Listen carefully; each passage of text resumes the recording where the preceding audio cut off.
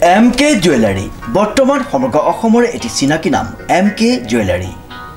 24 বছৰে নিষ্ঠা সততাৰে ৰাইজৰ সেৱাত গুণগত উন্নত মানদণ্ডৰ হলমাৰ্কযুক্ত সোণ ৰূপ হীৰা আদি গহনা গাঁথৰিৰ বৰ্তমান এটি অত্যাধুনিক সম্ভ্ৰান্ত চালে চকুৰোৱা শ্বৰুমলৈ পৰিণত হৈছে ৰাইজৰ আপোন জুৱেলাৰী MK জুৱেলাৰী। বিয়া বাৰু জন্মদিন বা অন্য কোনো বিশেষ মুহূৰ্তত আপোনজনক যদি সোণ ৰূপ হীৰা বা অন্য যিকোনো গহনা উপহাৰ দিব বিচাৰে তেন্তে MK জুৱেলাৰীক সদায় পাব আপোনালোকৰ কাষত। প্ৰিয় গ্ৰাহকসকলৰ যদি সোণ ৰূপ বা তাম আদি গহনা গাঁথৰিৰ কোনো সমস্যা থাকে তেন্তে আমি আমাৰ নিজা কাৰখানাত ততাতৈয়াকৈ গ্ৰাহকৰ সুবিধাৰ প্ৰতি লক্ষ্য ৰাখি তৎক্ষণাত সমাধা কৰোঁ।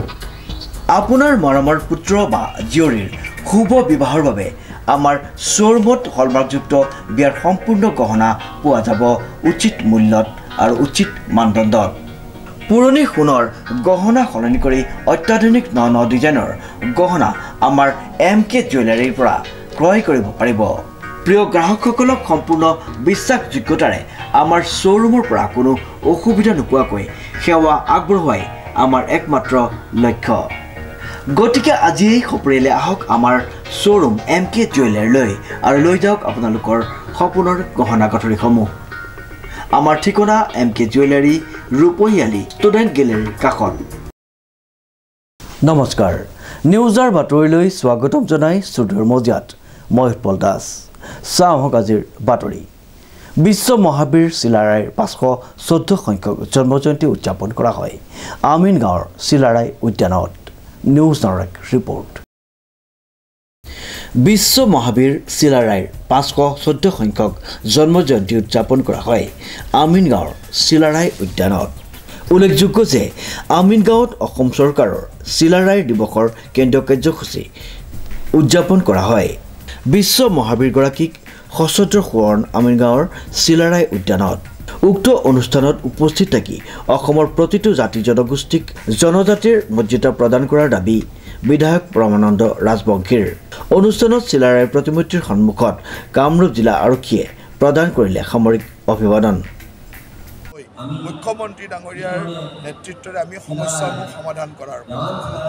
পৰিৱেশ আৰু সেইধৰণে সকলো সমস্যা সমাধান কৰাৰ কাৰণে আগবাঢ়ি আহিছোঁ। যিসকলে বুজি পায় তেওঁলোকে সুন্দৰভাৱে মুখ্যমন্ত্ৰী ডাঙৰীয়াৰ নেতৃত্বত এই সমস্যাবিলাকৰ সমাধান কৰিছে আৰু যিসকলে ভাবে যে অসমত আন্দোলনৰ পৰিৱেশ কৰি অসমখনক অস্থিৰ কৰিব পাৰি তেওঁলোকে কৰি থাকিব, তাতো আমাৰ ক'বলগীয়া নহয়।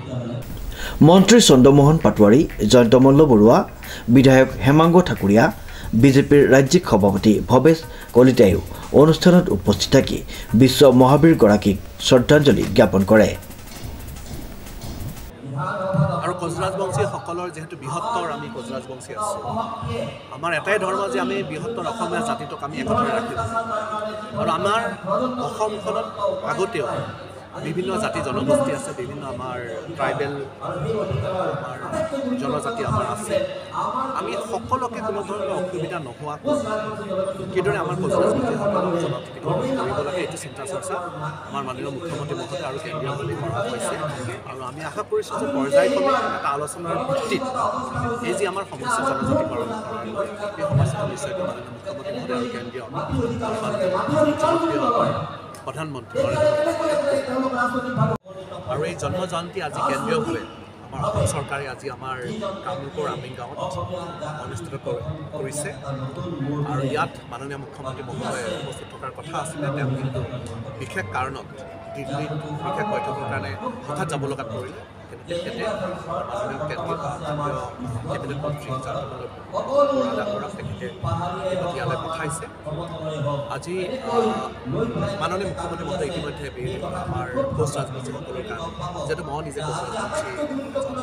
হয় জনজাতিৰে হয়, আমি মাননীয় মুখ্যমন্ত্ৰীক ধন্যবাদ জ্ঞাপন কৰিব লাগিব যে বিগত সময়ছোৱাত তেখেতে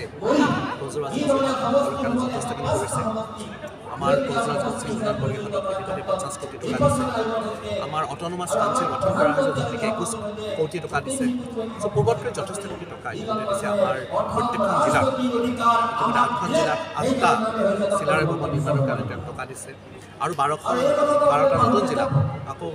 চিলাৰ ভৱন নিৰ্মাণৰ কাৰণে তেওঁ টকা দিব আমি বৃহত্তৰ আমি জাতি আমি 55 লাখৰ অধিক কোচ ৰাজবংশী আমাৰ আছে আৰু সেইকাৰণে বৃহত্তৰ জাতি হিচাপে আমি আমাৰ নিজৰ যি কোচ ৰাজবংশীসকলে এটাই ধৰ্ম যে আমি বৃহত্তৰ অসমীয়া জাতিটোক কিদৰে আমি একত্ৰে ৰাখিব পাৰিম আমি বিশ্বাস কৰোঁ আৰু এইটো কাৰণে প্ৰত্যেকজন কোচ ৰাজবংশীয়ে অসমৰ জাতীয় জীৱনৰ স্বাভিমানৰ কাৰণে কাম কৰে এইটো কাৰণে মই আজি এই পবিত্ৰ দিনটোত আমাৰ বীৰ লাচিত বীৰ চিলাৰাক আমি শ্ৰদ্ধাৰে সোঁৱৰিছোঁ আৰু লগতে আমি কোচ ৰাজবংশীসকলে অকল বীৰ চিলাৰাকে নহয় আমি প্ৰত্যেকজন বীৰ যোদ্ধাক আমি সন্মান দিব লাগিব আৰু সেইটো আমি নিৰখন আমি আগতে দাঙি ধৰিছোঁ আজি বীৰ চিলাৰায় দিৱসত এটাই আমাৰ উদ্দেশ্য লক্ষ্য যে বৃহত্তৰ অসমখনক কিদৰে আমি আমাৰ কোচ ৰাজবংশী কৰিছে আমি সকলোৱে যাতে অৱদান দিব পাৰোঁ তাৰে বিশ্ব মহাবীৰগৰাকীৰ গুণ গৰিমা বিশ্ব দৰবাৰত প্ৰতিষ্ঠা কৰাৰ ক্ষেত্ৰত হেমাহিৰ কথা স্বীকাৰ শাসকীয় মন্ত্ৰী বিধায়কৰ 514তম জন্ম জয়ন্তী আৰু জন্ম জয়ন্তী আজি আমিনগাঁৱত অসম চৰকাৰৰ উদ্যোগত কেন্দ্ৰীয়ভাৱে অনুষ্ঠিত কৰা হৈছে আৰু এইখন আমিনগাঁও এনেকুৱা এখন ঠাই যিখন ঠাইত বিশ্ব মহাবীৰ চিলাৰায়ৰ পদাৰ্পণ হৈছিল আৰু এই বিশ্ব মহাবীৰ চিলাৰায়ৰ ইয়াত আমিনগাঁৱত বহুত অৰিহণা আছে আপোনালোকে যে জানিবলৈ নিশ্চয় পাৰিব যে যেতিয়া ত্ৰিপুৰা জয় কৰি আহিছিল জয় কৰি ইয়াতে আমিনগাঁৱত তেখেতক সম্বৰ্ধনা জনাইছিল তাৰোপৰি আপোনালোকে জানি অত্যন্ত সুখী হ'ব যে প্ৰতিবাৰে হাজোৰ বানপানীৰ সময়ত তল যায় কিন্তু মহাবীৰ বিশ্ব মহাবীৰ চিলাৰে এই এটা বান নিৰ্মাণ কৰি কোনোদিনে আৰু আজিলৈকে সেই বান আৰু হাজোলৈ কোনো বানৰ কোনো ধৰণৰ প্ৰভাৱ নপৰিল আৰু এনেকুৱা এখন ঠাই যাৰ চিলাৰায়ৰ নামত এখন পাহাৰ আছে চিলা পৰ্বত এই চিলা পৰ্বতে তেখেতৰ কোঠ আছিল আৰু এই চিলা পৰ্বতে থাকিয়েই তেখেতে বা বিভিন্ন থাকি আৰু আপোনালোকে নিশ্চয় জানি সুখী হ'ব যে চিলা পৰ্বতৰ নামনিত আপোনালোকে কোচৰ দিনৰ মুদ্ৰা উদ্ধাৰ হৈছে এই কথাটো নিশ্চয় বহুতে নাজানে কিন্তু আজি আপোনালোকক জনালোঁ আৰু ইয়াতেই তেখেতৰ বহু কৰ্মভূমি আছে আৰু বিশ্ব মহাবীৰ চিলাৰায়ৰ দৰে কোনো বিশ্বত বীৰ নাই তেওঁ সকলো তেওঁৰ সাহিত্য সংস্কৃতি তেওঁ ৰণুৱা তেওঁ পৃথিৱীৰ আটাইতকৈ তেওঁ যি গেৰিলা যুদ্ধৰ তেওঁ প্ৰতিষ্ঠাপক আছিল আজি এই এনে এখন ঠাইত তেখেতৰ আজি 514তম জন্ম জয়ন্তী কেন্দ্ৰীয়ভাৱে উদযাপন কৰা হৈছে মই ভাবোঁ যে বিশ্ব মহাবীৰ চিলাৰায়ৰ যি পুণ্যাত্মা বা বিশ্ববিদ্যালয় আদৰ্শৰে আমি সকলো আগবাঢ়ি যাব লাগিব এটা সমাধান প্ৰক্ৰিয়া আৰম্ভ হৈছে এই সমাধান প্ৰক্ৰিয়াত আজি আমি যদি কওঁ এজন ব্ৰাহ্মণৰ দেহটো কিন্তু তেজ এই তেজৰ যিটো সমাধান প্ৰক্ৰিয়াত কিন্তু আমাৰ তেজ মিহলি হৈ আছে মই সেইকাৰণে সেই অৰ্থত কৈছোঁ যে আমাৰ যিটো নেকি স্বাস্থ্য বা আমাৰ যিটো নেকি অৱয়ৱ সেই অৱয়ৱটো যদি খুব ভালকৈ আমি চাওঁ যিটো অৱয়ৱত আমাৰ কেতিয়াও নাকে হওক বা কাণেই হওক বা দেহাই হওক বা মানে দৈহিক গঠন প্ৰক্ৰিয়া কিন্তু নৃতাত্ত্বিক প্ৰক্ৰিয়াটো কিন্তু মিক্স প্ৰক্ৰিয়া